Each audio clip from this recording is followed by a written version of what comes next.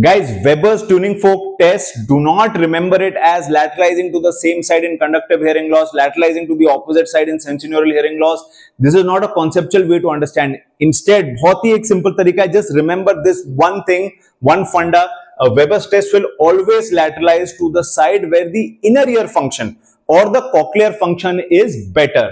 It will always lateralize to the side where the inner ear or the cochlear, same thing, functioning is better.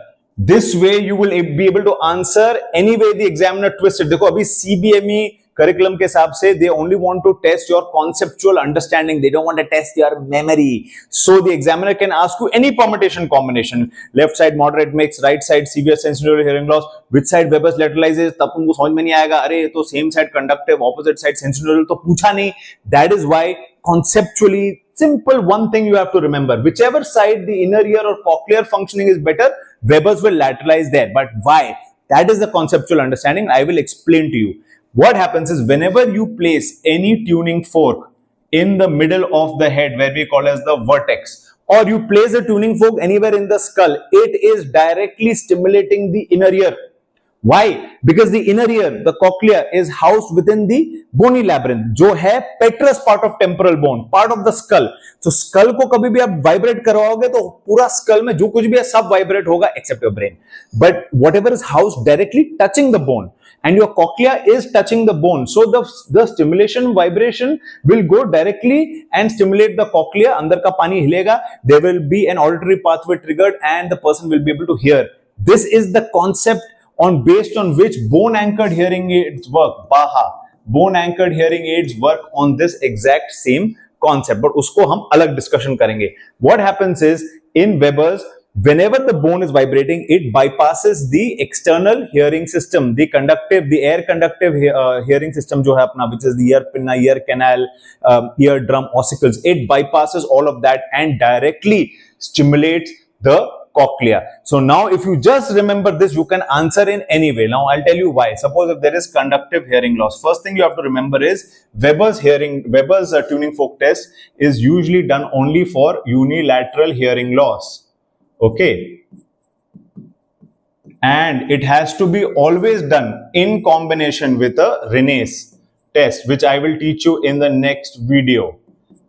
Because the Weber's is basically trying to identify the side of pathology, and Renes test will tell you the nature of the hearing loss in each ear, and both of them you will be able to use together to interpret कि हाँ conductive था कि sensorineural था. All right. So this is a Weber's test, and when you strike the tuning fork which is a 512 hertz tuning fork, and you place it on the center, on the vortex, इसको बोलते हैं vortex. Okay. Then if a patient has conductive hearing loss on one side, why is it going to the same side? Because of the masking effect. See, cochlear function in a conductive hearing loss is normal. Conductive hearing loss matlab problem is there from the ear canal to the footplate of stapes. That is the area where the conductive pathway, air conduction pathway is there. Something is wrong there. Some disease, some pathology. So there is nothing wrong with both side cochlear function. When you are saying why is it then lateralizing to this side? Because of the masking effect. When you take your finger and close your ear canal on one side, automatically whatever you are saying will be sounding louder on that side because of the masking effect. क्योंकि external sounds आपने mask कर दिया है. So the focus of your brain is more only on this side's hearing function. So the inner ear is amplified. It is not better ear function. It is amplified because of the masking. And that is why the Weber's will lateralize to the same side in conductive hearing loss. When there is sensorineural hearing loss, समझ लो इसको sensorineural hearing loss है इधर, SNHL. Then of course, the inner ear is not functioning. Inner ear functioning is low. So then the logic is same. Na? This is the better. This side hearing function is better.